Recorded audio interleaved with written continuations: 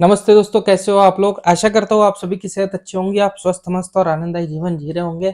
दोस्तों, हमने नोज़ोड और सारकोड की एक श्रृंखला शुरू की थी जिसमें कई सारे नोज़ोड्स के बारे में डिस्कशन किया है और इसी श्रृंखला में आज हम डिस्कस करने वाले हैं एक और दवा जिसका नाम है कोलेस्टेरिनम। बहुत ही अच्छी दवा है। आज के इस वीडियो में जानेंगे कि इसके क्या-क्या लक्षण हमें देखने को मिलते हैं, कौन-कौन सी कंडीशन में ये दवा काम में आती है, क्या सही में ये दवा लेने से हमारे पित्ताशय की पथरी गल जाती है। इन सभी दावों के बारे में भी आज डिस्कशन करेंगे, तो वीडियो अंत तक जरूर देखिएगा। बहुत ही इंटरेस्टिंग सा वीडियो होने वाला है। चलिए बिना किसी देरी के हमारा डिस्कशन शुरू करते हैं।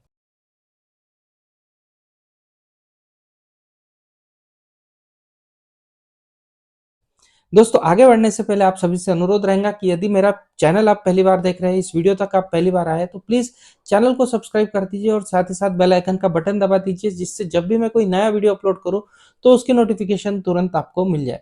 दोस्तों, बात कर रहे थे हम कोलेस्टेरिनम के बारे में। तो अब कोलेस्टेरिनम के बारे में कई लोग कहते हैं कि ये सारकोड है, कई लोग कहते हैं कि ये नोजोड है।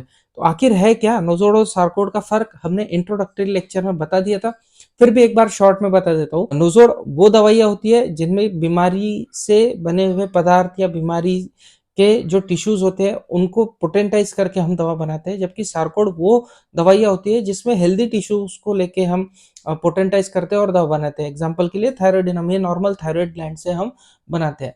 तो अब इसको लेके कई लोग कहते हैं कि ये नोजोड है और कई लोग सारकोड है, तो दोनों अपनी अपनी जगह ठीक है।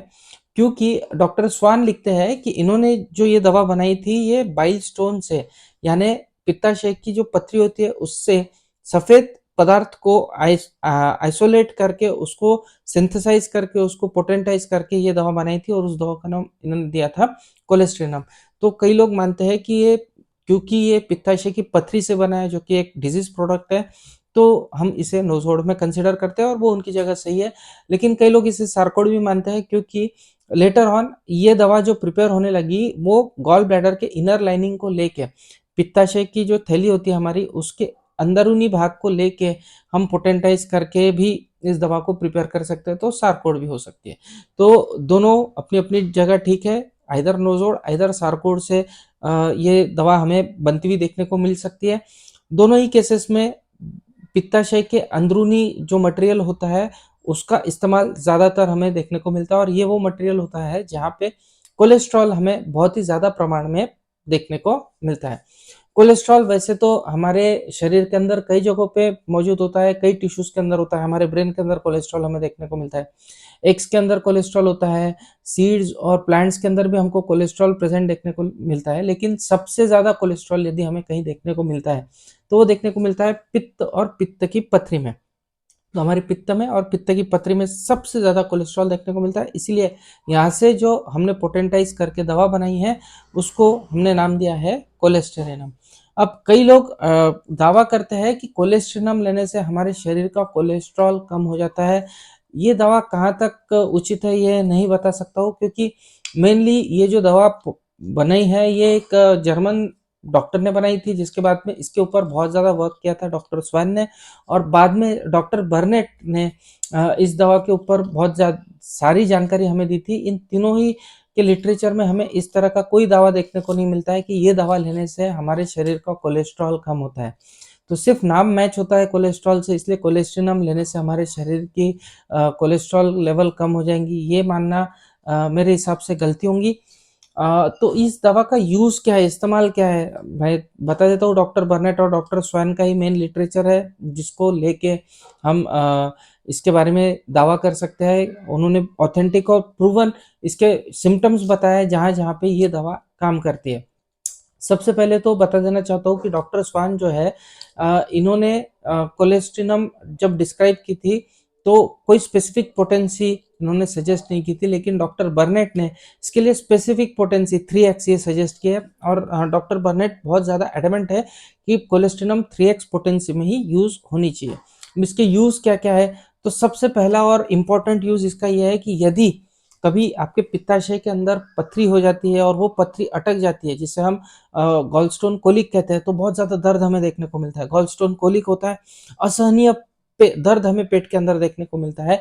ऐसी कंडीशन में आप इस दवा का इस्तेमाल कर सकते हैं और इस दवा के इस्तेमाल से दर्द जो है वो हमें कम होता हुआ देखने को मिलता है।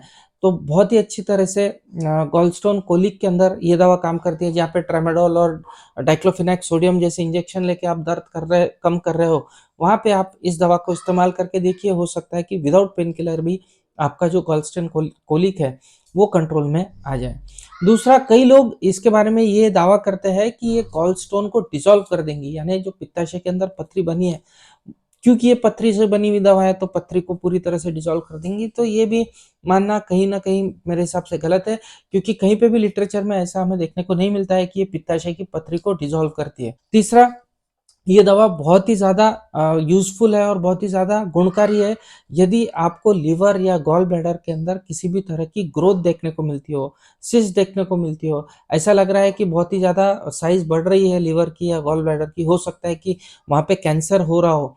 तो ऐसी कंडीशन में ये दवा के गुण बहुत ही अच्छे देखने को मिलते हैं। इनफैक्ट कैंसर के लिए तो बहुत ही ज़्यादा अच्छी तरह से डॉक्टर बर्नेट ने इस दवा का समर्थन किया है और निर्णायक सबूत भी पेश किए हैं डॉक्टर बर्नेट ने। उसके बाद में जॉन हेनरी क्लार्क ने एक केस भी बताया था, जिन्होंने बताया कि 50 साल से अधिक की उम्र का जो पेशेंट था, जिसको उन्होंने एग्जामिन नहीं किया था लेकिन लक्षणों के आधार पे उसे दवा दी थी, उसका जो लिवर का डिजीज था वो एंड स्टेज में था और मेडिकल अटेंडेंट ने उन्हें छोड़ दिया था और बता दिया था कि आप आपकी वसीयत बना दीजिए। तो वहाँ पे उन्होंने कोलेस्ट्रिनम 3x की दवा दी और उस पेशेंट के अंदर अच्छा रिजल्ट हमें देखने को मिला। 3x पोटेंसी में कैंसर के केसेस में, लिवर के सीरियस केसेस के अंदर देखने को मिलता है। इसके अलावा इस दवा का बहुत अच्छा इस्तेमाल हमें देखने को मिलता है जब भी आंखों से धुंधला देखने को मिलता है। आंखों के अंदर हमारे पानी होता है जिसे हम विट्रस ह्यूमर कहते हैं, उसके अंदर यदि किसी कारण से ओपेसिटीज आ जाती है और हमें धुंधला धुंधला सा दिखाई देना शुरू हो जाता है, तो ऐसी कंडीशन में भी हमें कोलेस्ट्रिनम के बहुत अच्छे रिजल्ट देखने को मिलते हैं। इसके अलावा यदि हिपैटोमेगैली किसी को हो जाती है, यानी लीवर का साइज बढ़ जाता है, लीवर के अंदर सूजन यदि हो जाती है, तो उस केसेस के अंदर, और जैसे कि मैंने बताया बिलियरी स्लज जो गॉल ब्लैडर के अंदर जमा हो जाता है, यानी पित्ताशय की जो थैली होती है उसके अंदर यदि कोई गाढ़ा गाढ़ा स्लज तैयार हो जाता है, तो ऐसी दोनों ही कंडीशन में इस दवा के बहुत ही अच्छे रिजल्ट हमें देखने को मिलते हैं। तो ये थी वो कंडीशंस जहाँ पे ये दवा हमें मेनली इस्तेमाल होती हुई देखने को मिलती है। तो लीवर के कैंसर के लिए बहुत ही अच्छी और मैं कहूँगा फ्रंट लाइन मेडिसिन है, जिसको हमें हमेशा कंसिडर करना चाहिए। अब ये जो दवा है ये हमें सिर्फ 3x पोटेंसी में मिलती है, ऐसा भी नहीं है। बाजार में 200 1m पोटेंसी के अंदर भी हमें ये दवा प्रेजेंट देखने को मिलती है। और अब तक के हमने कहा है कि जब भी हमने नोजोड का डिस्कशन किया है कि नोजोड यूजुअली हाई पोटेंसी में हम यूज करते हैं, कोलेस्ट्रिनम इसको अपवाद है, ज्यादातर हम 3x पोटेंसी में यूज करते हैं। हाँ, 1m पोटेंसी में भी हम यूज करते हैं। 3x में कब यूज करना है, 200 में कब यूज करना है और 1m में कब यूज करना है, इसके बारे में भी एक थोड़ा सा शॉर्ट में डिफरेंशिएशन बता देता हूँ। यदि पैथोलॉजिकल चेंजेस बहुत ज्यादा हमें मार्कली देखने को मिलते हैं, कैंसर डेवलप हो गया है, हमने देख लिया है कि वहाँ पे स्ट्रक्चरल चेंजेस हो रहे हैं, तो ऐसी कंडीशन में यदि रिपीटेडली आपको डोजेस देना है तो आप 3x पोटेंसी यूज कर सकते हैं। 3x पोटेंसी की दो दो टैबलेट आपको दिन में 2 से 3 बार देना होता है पेशेंट को, कंटिन्यूसली आप ये दवा दे सकते हैं। इसके अलावा 200 पोटेंसी में भी ये दवा हमें देखने को मिलती है जब आप श्योर नहीं हो कि बहुत ज्यादा, हाँ लिवर हिपेटोमेगेली तो है लेकिन आपको कॉज नहीं पता है कि भाई वहाँ पे पैथोलॉजिकल चेंजेस हुए हैं नहीं हुए हैं, तो ऐसी कंडीशन के अंदर आप 200 पोटेंसी की दो दो बूंदे सुबह शाम भी दे सकते हो। वहाँ पे 200 पोटेंसी ज्यादा काम में आती है। और यदि सिर्फ लिवर के अंदर कोई बीमारी है और लिवर अभी खराब होना शुरू हुआ है और आपको सिर्फ हाई पोटेंसी में देख के वो जो डायनामिक लेवल है, डायनामिक बैलेंस है, वो मेंटेन करना होता है, तब हम यूजुअली 1m पोटेंसी यूज करते हैं, जहाँ पे कोई पैथोलॉजिकल चेंजेस यूजुअली बॉडी के अंदर डेवलप नहीं होती है, सिर्फ बीमारी का अंदेशा हमें होता है। ऐसी कंडीशन में 1m पोटेंसी बहुत अच्छी तरह से काम करती है। 1m पोटेंसी की दो दो बूंदे हम सुबह शाम दे सकते हैं। यहाँ पे बता देना चाहूंगा कि क्योंकि होम्योपैथी ये जो चिकित्सा पद्धति है ये लक्षणों के आधार पे होती है, कोई भी होम्योपैथिक डॉक्टर रोगी के लक्षणों को देखकर ही इसका अंदाजा लेता है कि उसे कौन सी पोटेंसी में दवा देना है, कौन सी दवा देना है। जरूरी नहीं है कि हर लिवर की कैंसर के लिए हम कोलेस्ट्रिनम ही देंगे। हाँ, कोई और लक्षण मिल गया तो हो सकता है हम और कोई दवा दे दे, आर्सेनिक दे दे, या और कोई कैंसर में अच्छी अच्छी काम करने वाली दवाइयाँ मौजूद है, हम उनमें से भी कोई दवा दे सकते हैं। तो आपको ये समझना होगा कि ये हर डॉक्टर जज करेगा पेशेंट को देख के, तो मन से बिल्कुल दवाइयों का सेवन मत कीजिए। नज़दीकी होम्योपैथिक डॉक्टर की सलाह लीजिए, उन्हें दिखाइए और तभी होम्योपैथिक दवाइयों का सेवन कीजिए। किसी ना किसी जानकार व्यक्ति के मार्गदर्शन में ही होम्योपैथिक दवाई का सेवन हमें करना चाहिए।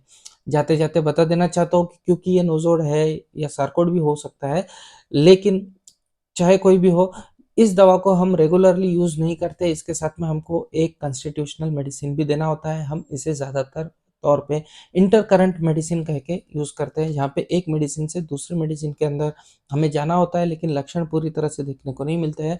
तो हम इंटरकरेंट के फॉर्म में इन दवाइयों को यूज़ करते हैं और ये मोस्टली ऑर्गेनोपैथिक होते हैं, यानी एक स्पेसिफिक जगह पे ही इनका एक्शन हमें मार्कली देखने को मिलता है। तो बहुत ज़्यादा इनके ऊपर हम डिपेंडेंट नहीं रह सकते, हमको साथ में कॉन्स्टिट्यूशनल मेडिसिन देना भी ज़रूरी होता है। तो ये थी हमारी आज की जानकारी कोलेस्टेरिनम के बारे में। आशा करता हूँ ये जो मैंने जानकारी दी आपको समझ में होंगी। नोज़ोड है, सार्कोड है, और ऐसा क्यों कहते हैं कुछ लोग, नोज़ोड क्यों कहते हैं कुछ लोग, सार्कोड क्यों कहते हैं, 3x200 और 1m पोटेंसी में कब कैसे इस दवा को इस्तेमाल करना है, इन सभी की जो जानकारी है जो मैंने दी आपको ध्यान में आई होंगी। किस तरह से इस्तेमाल करना है ये आपको ध्यान में आया होगा। मिलता है अगले वीडियो में इसी तरह का कोई इंटरेस्टिंग सा टॉपिक लेके आपके सामने फिर से हाजिर होऊंगा। तब तक के लिए आप सभी की इजाज़त चाहता हूँ। जय हिंद, जय भारत।